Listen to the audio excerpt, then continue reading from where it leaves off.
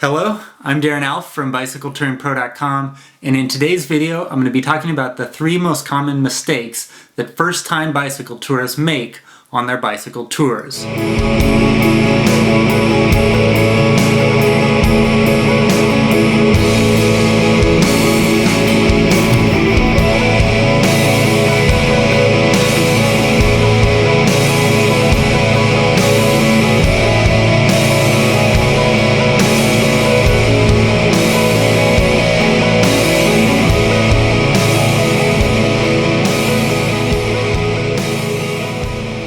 But before I do that, however, I want to thank everyone for the great response that the last 2 videos have gotten. If you haven't done so already, you can go back and watch those first 2 videos here and here. I'll also place a link to the videos in the video description down below. If you haven't watched those videos, however, I recommend you watch them in order 1, 2, and this is number 3 in a 4-part series that I'm producing here at Bicycle Touring Pro.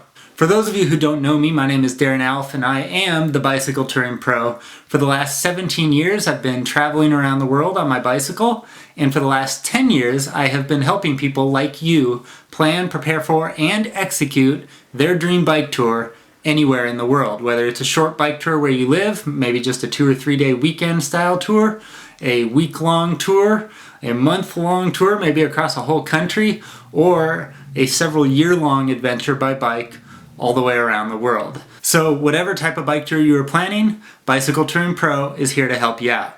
In fact, just look at some of the success stories I've received from my Bicycle Touring Pro readers over the last few months.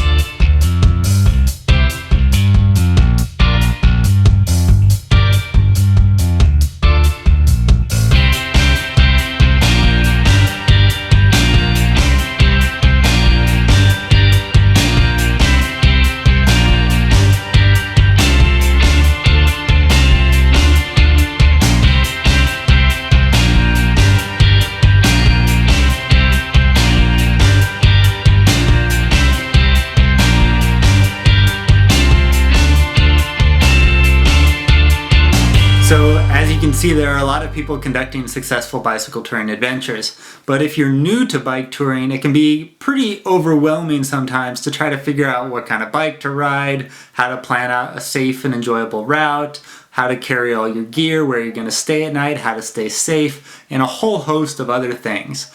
And that's where Bicycle Touring Pro comes in. I'm here to help you answer your questions, give you the information that you need so that once you hit the road, you are as successful as you possibly can on your particular bicycle tour.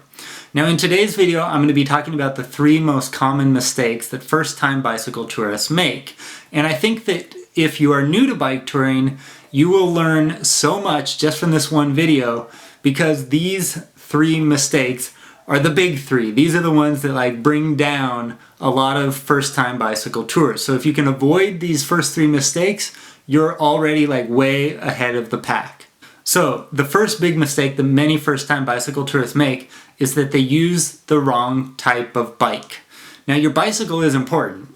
The sport or the activity is called bicycle touring for a reason. It's because the activity takes place on your bicycle. And your bicycle is the most important piece of gear that you will ever buy for your bicycle touring adventures. You buy the wrong bike, you might have just a terrible bicycle touring experience. But you buy the right bike, and you'll go off and your bike tour will be an absolute dream. So buying the right bike or getting the right bike, you don't even have to buy a bike sometimes, you can just rent it or borrow it from a friend. But using the right bike is so incredibly important. Now if you're new to cycling and you were to look at a whole bunch of different bicycles, maybe 100 different bikes, you might start to think they all kind of look just the same. There's 2 wheels and a frame and some handlebars and that's about it, you know? But actually there are these minor differences between all the various types of bicycles and that make them suited more towards one activity than they would be for another. Mountain bikes, road bikes, hybrid bikes, touring bikes. And there are actually specific types of bicycles built for long distance touring. The good thing is, if you're doing a short bike tour like 2-3 days, even 5 days, or sometimes even 14 days, you might be able to use the bike that you currently have right now, whether it's a mountain bike or a road bike or a hybrid or something like that. Shorter bike tours do not necessarily always require the use of a specific touring bicycle. Touring bikes, however, become important the longer your tour becomes. I tend to tell people that after your trip is about 2 weeks long, that's where it becomes especially important to start looking at least to start considering the purchase or use of a proper touring bicycle. Because touring bicycles have a number of different things that make them not only stronger and more able to carry the heavy loads that you're going to be carrying on a long distance tour, but they are also designed to make you more comfortable on the bike. Like a mountain bike, for example, could be very strong, but because of the forward-leaning stance and because there's really only like one position to put your hands on the handlebars of a mountain bike, you can actually go on a very short distance bike tour with a mountain bike, but come home in a whole lot of pain in your hands, your elbows. You can pinch the nerves in your arms, and the pain can sometimes radiate up into your neck and back and head. So that's the sort of thing that you avoid by using a proper bicycle, especially when you're doing a long distance tour. So just keep that in mind. Short bike trips, you might be able to get away with the bike that you currently own, as long as your bike is in good condition. That's the other thing. If you're going on a longer tour, however, I would say anything over 2 weeks, that's where you want to start looking at using a proper touring bicycle. Your bicycle, whatever it is going to be the most important piece of equipment that you use on your entire bike tour. So make sure that you have the right bike and that it's in the best condition it can possibly be. Number 2, so the second big mistake that most first-time bicycle tourists make is that they carry too much gear. If you're a beginner and you're just kind of thinking like, what kind of things would I need on my bike tour? It's very easy to come up with a very, very long list of things that you could potentially need. On my very first bike tour when I was 17 years old, I carried a small ice chest with me on the back of my bicycle, despite being told that I probably wouldn't need it. And the truth was, I didn't need it. But I had this notion in the back of my mind that, like, what am I going to do when I get cheese? Because I'm so used to storing cheese in the refrigerator at home, and I figured when I'm on the road and I have cheese, I need to have a refrigerator with me. So I carried the ice chest.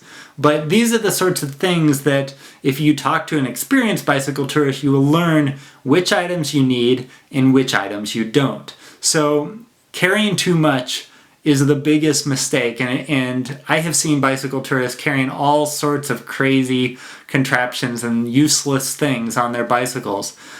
Chairs, campfire pits, refrigerator units, ridiculously sized solar panels that are way too big for a bicycle, and all sorts of crazy things like that. It's not necessarily wrong to carry those things, but it certainly makes your bike tour easier the lighter you pack. So a lot of people will overpack and they'll have a bicycle that weighs 100 pounds or 40 kilograms plus, and they're wondering why when they get out on the road it's so difficult. Well, it's because they're carrying so much extra weight. If they were to remove that weight from their bicycle, the whole trip would be so much easier. And so that's what I recommend to a lot of people who are beginning their bike tours, is what you want to do is you want to make that list of everything you think you're going to need for your trip, collect it all, put it on your bike, and leave it on your bike, like at home, I'm talking, not on the road, but put it all on your bike and use that bike every day to run errands, to go to work, everything. If you go somewhere, you ride that bike with all the gear on it. Now, after about 2 weeks of riding that bike, take everything off the bike and just go for a ride around your neighborhood and tell me how big of a difference it is to go from riding a 100-pound, fully loaded bicycle with everything you think you need being on it to riding a bicycle now with nothing on it. It feels like a feather. Now, what you want to do after you've done that is go back to all that stuff that you thought you needed and dissect it. Get rid of anything that you do not need. And the other thing that if you do use your bike for like 2 weeks at home and essentially live off of your bicycle during that time, you will learn very quickly which items you are using on a daily or weekly basis and which items you are not. So there's a big learning curve just by doing that at home. And the main thing here is you don't want to pack too much. So the third biggest mistake that first-time bicycle tourists make is that they plan to cycle too far. Now, some people plan to cycle like a super long distance, maybe 4,000 miles or 4,000 kilometers across an entire continent maybe, or something like that. That's awesome, and you can do that. But a lot of people try to do it too quickly. They think, I can maybe do 100 miles a day, and I'll do the 4,000 miles therefore in 40 days.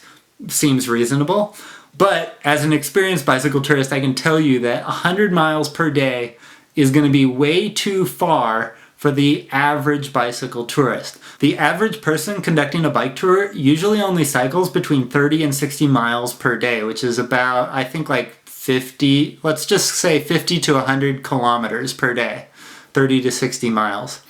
And I can tell you, based on 17 years of bicycle touring experience, shorter days are generally more enjoyable. You have time to stop for lunch, to take photos, to talk to people that you meet along the way, to go down a road that you weren't planning to go down initially, but it just looks cool and you want to see what's down there. If you're cycling or planning to cycle 100 miles per day or over 160 kilometers, you aren't going to have those opportunities each and every day. Your goal, from the moment you wake up to the moment you basically go to bed, is to cover as much distance as you possibly can.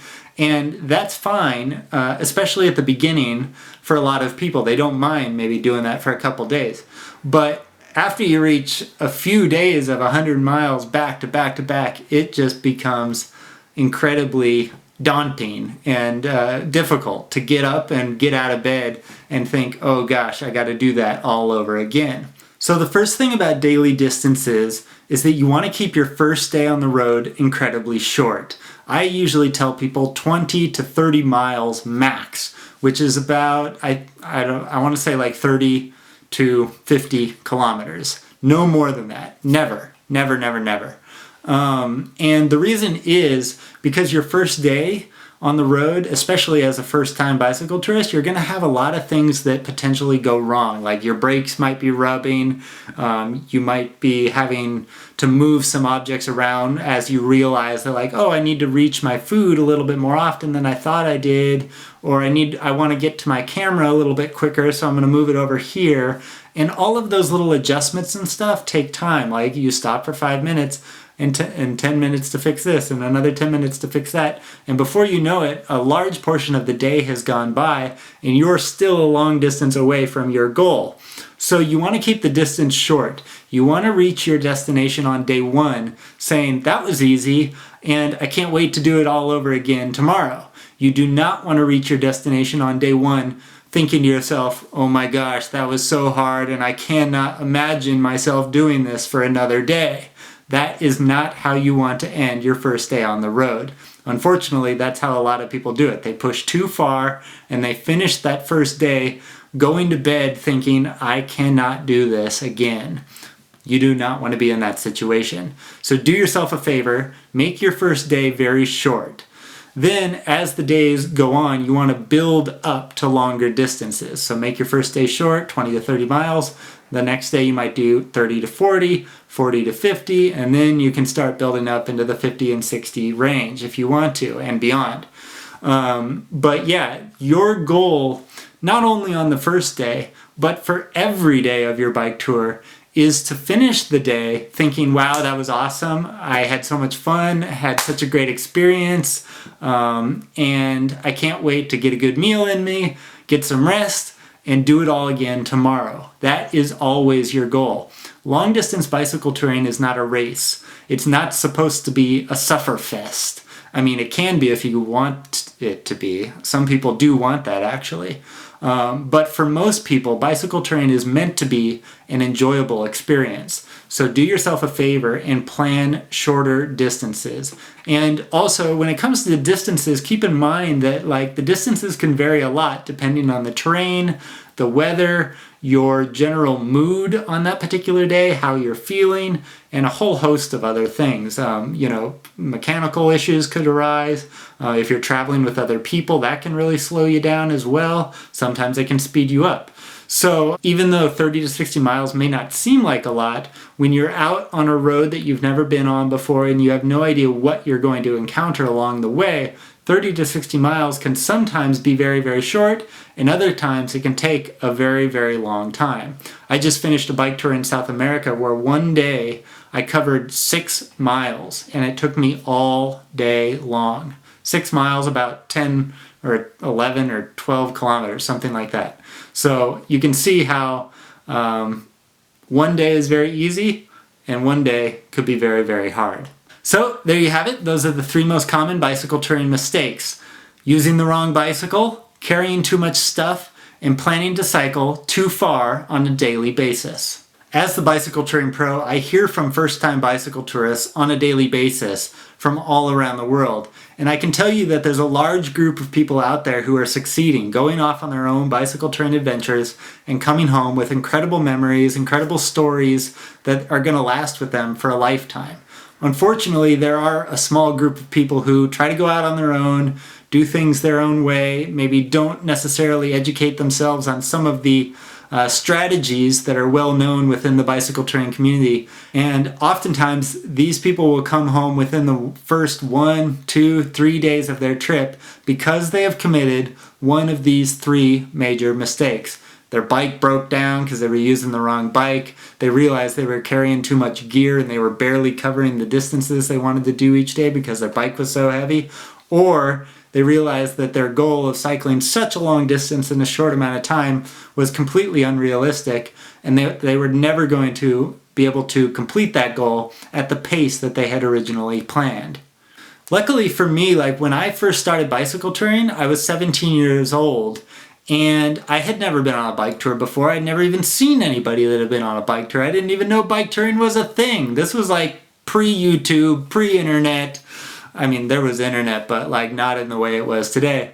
And I didn't really know like a lot of the strategies, techniques, and stuff that are so common today about traveling long distances by bicycle. Now, luckily for me, I had somebody in my life who had actually been on a bicycle tour. After a little digging and telling people about my dream of riding my bike from Oregon to Mexico down the California coastline, it turns out that my Uncle Tom, had just a few years before my first bike tour conducted a multi-month-long bike tour with my aunt in Ireland. My aunt and uncle went to Ireland, traveled, I think they spent about 2 months traveling around the country by bike, and when they came home from their trip, my uncle heard that I wanted to go on a bike tour of my own. So my uncle became my own private bicycle touring coach.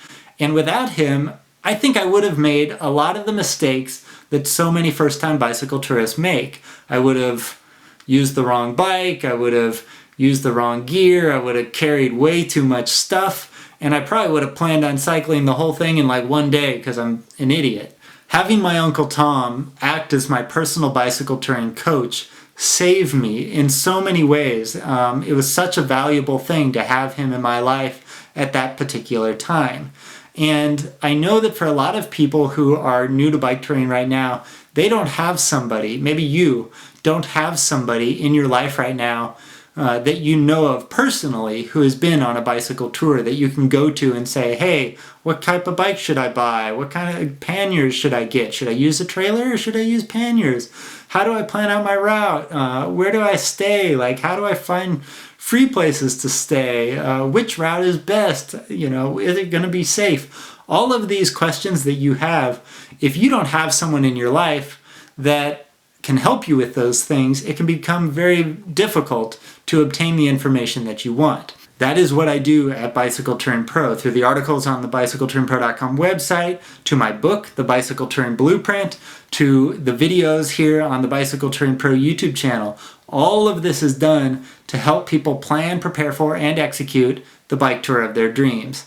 Now, maybe you have read my articles or read the book and watched a bunch of my videos, but you still want a little help. So in my next video, I'll be talking about the new Bicycle Touring Pro coaching program, where I'm going to be working one-on-one with a small group of people to help them plan their dream bike tour. If that sounds like something that you might be interested in, then you do not want to miss my next video, because that's what I'll be talking about. And I will be opening up the course on Sunday, February 26th. So if you haven't done so already, make sure you are signed up on the Bicycle Touring Pro email newsletter list. There's about 30,000 people on the list at this moment, but you want to be on there, because this coaching program is only going to be available to a small group of people. Because it is one-on-one, and I only have a small amount of time that I can devote to this, I have to close the course off to a small amount of people. So yeah, if you're interested, stay tuned for my next video. Alright guys, thanks for watching. If you would, leave a comment down below and let me know, on a scale of 1 to 10, with 1 being the least and 10 being the most, how valuable would it be to you if you and I were to work together and I was to help you plan and prepare for your dream bike tour. Alright guys, thanks for watching, and I will see you in the next video.